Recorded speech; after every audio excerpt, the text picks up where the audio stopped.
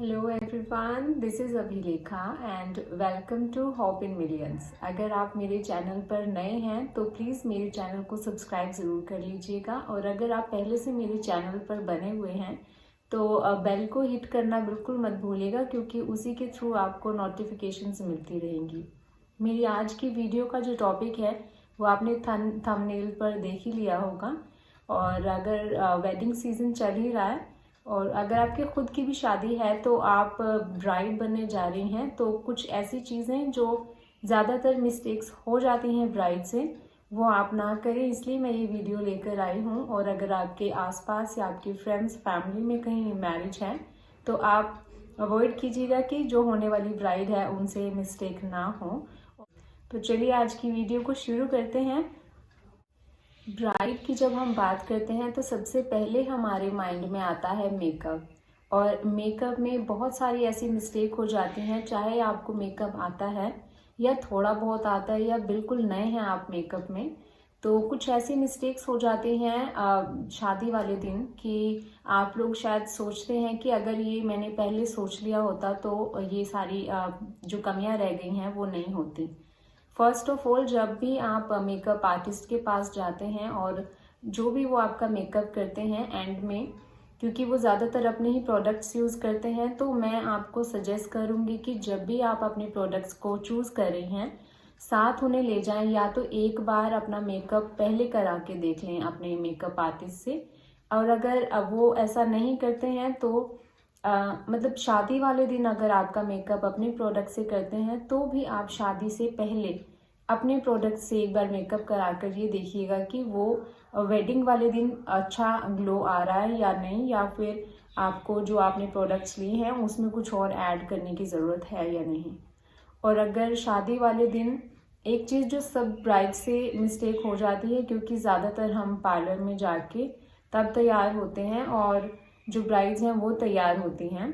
तो जब लिपस्टिक जो अप्लाई करते हैं वो शेड हमारे पास उस टाइम ब्राइड के पास नहीं होता, और शाम तक होते होते वो टचअप करने की जब ज़रूरत अगर पड़ भी जाती है तो वो शेड आपके पास उस टाइम अवेलेबल नहीं होता है।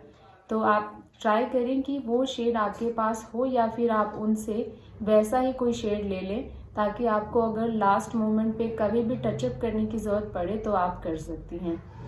और मैं मेकअप की बात कर रही थी, तो मेकअप की आप अपनी पहले किट ऐसी बना लें और उससे एक दो बार मेकअप या तो करके देख लें या फिर आर्टिस्ट से करवा कर देख लें कि आपके फेस पर ग्लो आ रहा है या फिर कुछ पैची पैची आपको स्किन लग रही है, तो उसमें क्या ऐड करना है या फिर क्या चीज़ है जो बहुत ज़्यादा हो रही है, वो आर्टिस्ट से पूछ लें या फिर अपने किसी नॉन से जिसको मेकअप के बारे में ज़्यादा पता है। क्योंकि शादी के अगले दिन से आपको खुद मेकअप करना होता है अगर आप करना चाहते हैं, तो उस टाइम जो मिस्टेक्स हो जाती हैं तो वो नेक्स्ट डे से जो आपको ग्लो चाहिए वो मिल नहीं पाता। तो हमेशा अपने मेकअप को शादी से 2 हफ्ते पहले बिल्कुल पूरी किट रेडी कर लें और ट्राई करें कि आप उसको करके देखें, ताकि नहीं भी आता है तो आपको आ जाए, और अगर आपको आता है तो कोई ऐसा प्रोडक्ट ना रह जाए जिससे आपके मेकअप में कोई कमी रह जाए। तो मेरा सेकंड पॉइंट होगा कि जब ब्राइड अपना कोई भी आउटफिट जो उसको उस दिन पहनना है, शादी वाले दिन और शादी के अगले दिन, जब भी वो आप डिसाइड करने बैठते हैं तो या आप मार्केट में जाते हैं और स्टिचिंग के लिए देते हैं, तो स्टिचिंग देते टाइम अगर आप अपना खुद का लहंगा और ब्लाउज बनवा रही हैं तो भी, और अगर आप हायर कर रही हैं, रेंट पे ले रही हैं अपने लहंगे को, तो भी उसके ब्लाउज को ट्राई करते टाइम उससे पहले आपको एक काम करना है कि अपने जो अंडर गारमेंट्स हैं, अपनी ब्रा है, आप उसको पहले खरीदें और उस दिन ट्राई करने से पहले आप वो पहन कर जाएं, और तब वो ब्लाउज आप ट्राई करें अपने लहंगे का। और अगर आपको स्टिचिंग के लिए भी देना है तब भी आप अपने उस ब्रा को पहनकर तब अपनी स्टिचिंग दें, क्योंकि आपको उस दिन वो ब्रा पहननी है जिसका आप स्टिचिंग के टाइम पे आपने जो पहनी है तब आपको वो फिट आएगा। कई बार मिस्टेक यही हो जाती है कि हम अपनी जो कैजुअल में पहनते हैं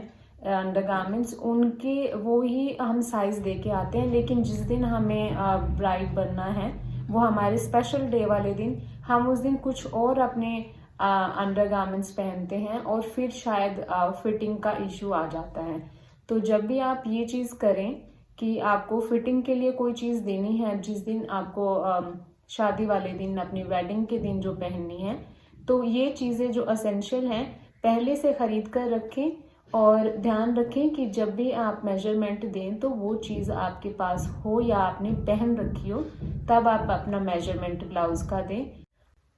ब्राइड के लिए थर्ड जो ऑप्शन है, ये ऑप्शन नहीं है, ये मेन पॉइंट है। जब भी आप अपना लहंगा रेडी करा लेती हैं तो वो क्योंकि इतना हैवी होता है कि उसे हम एक पैकेज में पैक करके बस एक तरफ रख देते हैं कि जिस दिन शादी है उस दिन हमें इसको पहनना है,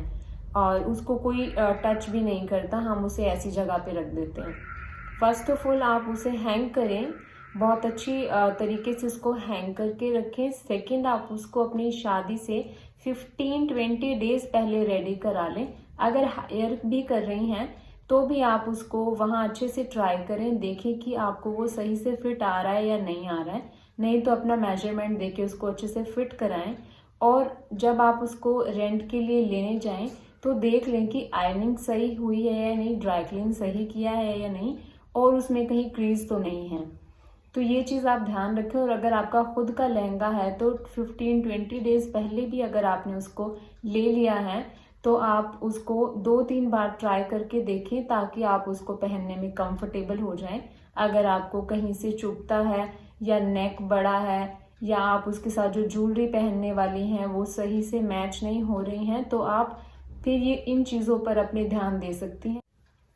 फोर्थ जो ऑप्शन है वो ब्राइड के लिए बहुत ज़्यादा ज़रूरी है। अभी मैंने आपको बताया था कि लहंगा जब आप ट्राई करती हैं तो आप ये देखती हैं कि वो फिटिंग का अच्छे से है या नहीं है, या आप अगर हायर भी कर रही हैं तो भी उस टाइम आप देख रही हैं। तो लहंगा लेने से पहले मैंने आपको बताया कि आपको अपने अंडरगारमेंट ज़रूर खरीदने हैं, और फिटिंग कराते टाइम या फिर अपना ट्राई करते टाइम लहंगा आपको अंडरगारमेंट्स पहनने हैं। उसी तरह आपको जो आपके फुटवेयर हैं वो भी पहनने हैं उसी टाइम। इसका मतलब वो भी आपको लहंगे से पहले खरीदने हैं, या फिर जैसे ही आपके लहंगे की शॉपिंग हो जाती है उसको अपने फुटवेयर को खरीदें और देख लें कि लहंगा उन फुटवेयर के साथ सही जा रहा है या नहीं, या तो ज़्यादा ऊंचा और या बहुत ज़्यादा नीचा तो नहीं है, मतलब आपकी हाइट के अकॉर्डिंग वो सही है या नहीं है। दूसरा, जब आप शादी वाले दिन, क्योंकि इतनी भाग दौड़ के बाद आपको उस दिन भी बहुत थकावट हो जाती है, उसका एक रीज़न ये है कि आप अपने जो फुटवेयर हैं, या तो हम यूज टू नहीं होते हैं हील्स पहनने के, और आप हील्स कैरी करती हैं उस दिन, और ना चाहते हुए भी आप एंड तक बिल्कुल थक जाती हैं और मूड ऑफ हो जाता है। तो अगर आपको हील्स पहनने की हैबिट है तब तो आप डेफिनेटली हील्स की तरफ जाइए। लेकिन अगर आप हील्स नहीं प्रेफर करती, हाइट आपकी ठीक है, तो आजकल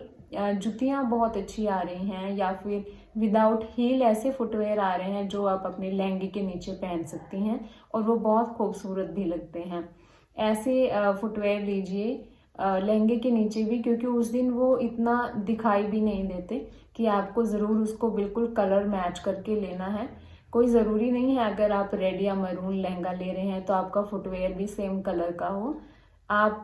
गोल्डन कलर का, जो बहुत ज़्यादा गॉडी ना लगे, आप वैसा ले सकते हैं, ताकि आपके आगे आने वाली जितनी ड्रेसेस आप आगे पहनेंगी शादी के बाद, उनके साथ भी वो फुटवेयर बहुत अच्छा लगे पहना हुआ।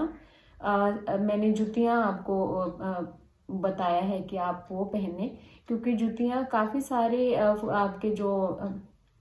ड्रेसेस हैं, न्यूली ब्राइड की जो ड्रेसेस होती हैं, सबके साथ अच्छी लगती हैं। और अगर आप जूतियों में उस दिन इन्वेस्ट नहीं करना चाहती हैं तो बहुत रोज़ गोल्ड कलर की बहुत अच्छी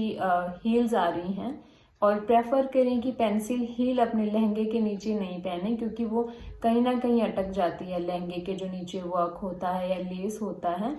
या कैन में अटक जाती है, तो उस दिन चलने में प्रॉब्लम ना हो आपको, आप अपने फुटवेयर ऐसे कैरी करें।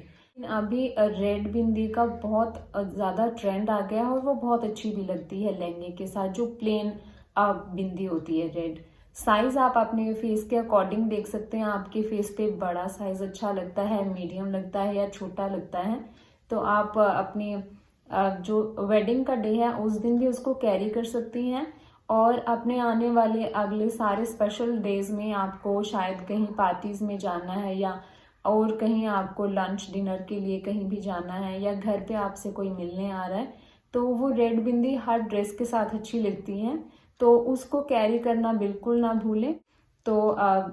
इंडियन ब्राइड्स के लिए रेड बिंदी बहुत ज़रूरी है, आप उसको प्लीज़ अपने साथ कैरी ज़रूर करें। और बहुत सारी ऐसी प्लानिंग भी अपने साथ करें कि आपको लगे कि हाँ ये सारी चीज़ें बहुत ज़रूरी थी जो मैं आपको अभी बताने वाली हूँ। शादी के 1 मंथ पहले जो न्यूली ब्राइड होने वाली है गर्ल, उन्हें बालों की ट्रिमिंग ज़रूर करानी चाहिए, सो दैट शादी वाले दिन या उसके बाद जब भी वो रेडी होती हैं उनके बाल बहुत अच्छे लगें।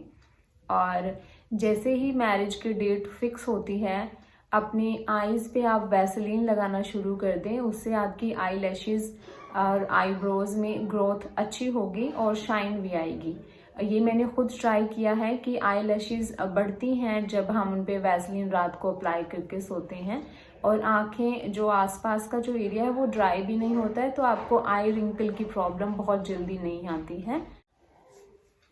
अपने हाथों और पैरों को आपको ज़रूर मॉइस्चराइज करके रखना चाहिए अपनी शादी से 1 मंथ पहले से, ताकि आप जब हर रोज़ उन्हें क्रीम से या वैसलीन से, जिससे भी आपको सूट होता है, आप उन्हें अप्लाई करेंगी क्रीम को, तो मॉइस्चराइज रहेंगे आपके हाथ और बहुत खूबसूरत लगते हैं। क्योंकि शादी के बाद इतने सारे फंक्शंस हो जाते हैं, इतनी सारी आपकी गेट टुगेदर्स होती हैं कि आपको शायद 1 वीक के लिए बिल्कुल टाइम ना मिले अपने लिए। तो ये जो आपने 1 मंथ के लिए अपने हाथ और पैरों को मॉइस्चराइज किया है, ये उस टाइम पे वर्क करेगा जब आपके पास बिल्कुल टाइम नहीं होगा मसाज करने का या फिर हाथों और पैरों को मॉइस्चराइज करने का।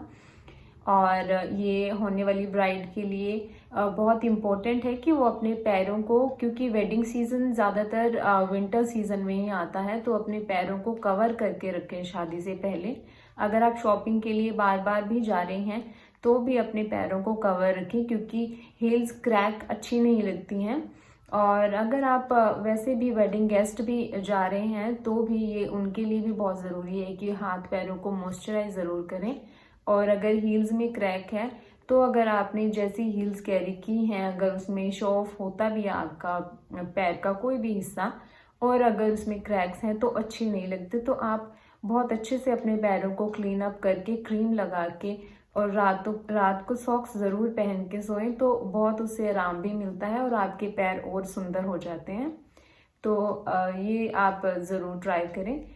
और किसी मेरी सब्सक्राइबर ने लिप शेड के बारे में पूछा था, ये NYB का मैंने पर्पल से लिया है, और इसका प्राइस और इसका जो लिप शेड है वो मैं डिस्क्रिप्शन बॉक्स में डाल दूंगी, आप ज़रूर चेक कर लीजिएगा